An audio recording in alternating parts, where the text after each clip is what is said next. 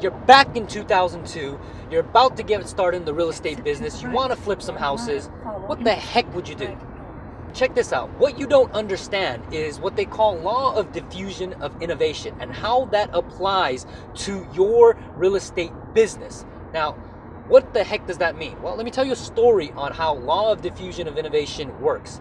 Well, law of diffusion of innovation is a bell curve that you have, and they say that in a market, in any market that you're in, it can be a real estate market, stock market, right? It can be a commodities market, whatever market that you're in, there's always a bell curve in the psychology of the people in the market. So for example, in the law of diffusion of innovation, they talk about the first people in the market are what they call innovators, right? People who are innovative, right? And that's 2.5% of, let's just say, that market, right?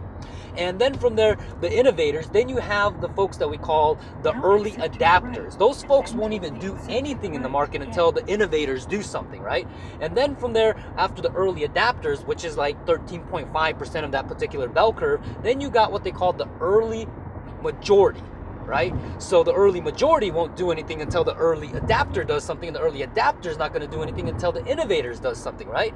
So then afterwards, then you have what they call the late majority, which is now going down the actual bell curve there on the law of diffusion and innovation, which is 34% of the market, and then the last folks in the market is always called the laggards, or the last people in the market. They may not even step into the market, right? So how the heck does that apply in your real estate business? Well, if you go back to 2002, the early 2000, right after the dot-com bust, right, where millions and millions of dollars were made and lost, afterwards, that money, after Alan Greenspan dropped the interest rate to historic lows because they wanted more liquidity in the market, what happened? The innovators took those money, and where did they go? They went into real estate. So all that cash from the dot-com bust went into the real estate market. They were the innovators. Now, they were about 2.5% of those folks, and then afterwards, the early adapters came in what?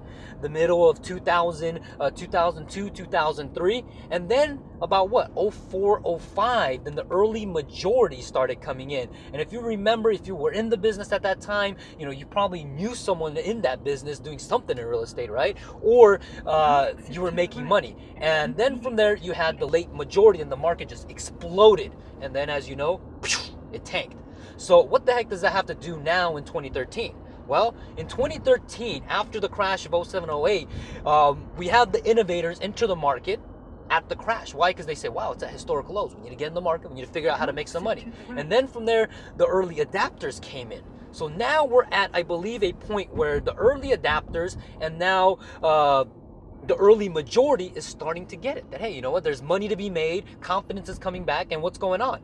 The market is becoming more hyperactive. There's a lot more offer, and inventory is low, and it's very competitive, right? It makes sense. So if you're out there and you're watching this video, what you need to do is you need to make sure that if you want to make money in real estate now, that you got to take action. So what I did was, a few months ago, I actually released a book called Flipping Houses to Wall Street, and it's actually on Amazon. And if you go to flippinghouses to wallstreet.com, there's a special report that you can get and everything like that.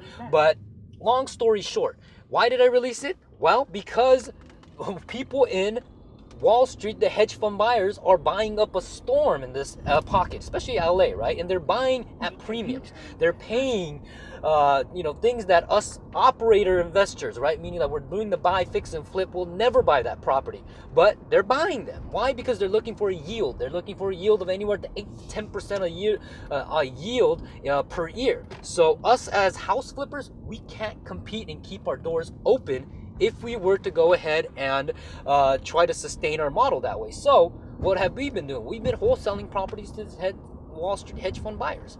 Now, people might say, hey, you know what? Why the heck are you releasing this information if you're really making that much money off this? Well, you got to understand, I'm an innovator. And as an innovator, I understand that this technique, this way of making money to selling to Wall Street hedge fund, will not last. Why? Because once the real estate agents find out that, hey, you know what? Why go through contract through you when they can go directly to the Wall Street hedge fund buyers and they're willing to pay premium? Why the heck would they even go into contract with you, right? So that's the reason why. And I'm releasing it. Why? Because I'm looking for folks that want to actually put together a mastermind so that way we can stay ahead of the rest of the competition and then compete with Wall Street. So get the book, check it out. It's an actual interview with my good friend Jason, and it's an actual product that's created from Real Estate Strategy Lab. We have a podcast on iTunes, which is the highest rated iTunes podcast, and it's been downloaded, I think, over now, maybe about like 20,000 downloads or something like that. So which is freaking amazing. That means that over 20,000 hours people have listened to me speak. So it's kind of freaky anyways. But check it out. And again, get the book if you haven't, and go to flippinghousestowallstreet.com to get more information. And I will see you on the next video blog. So this is Jeff Koga. And if you haven't, subscribe to the channel and check out my other channel on YouTube where Flippin' East TV is being played. So I'll see you then.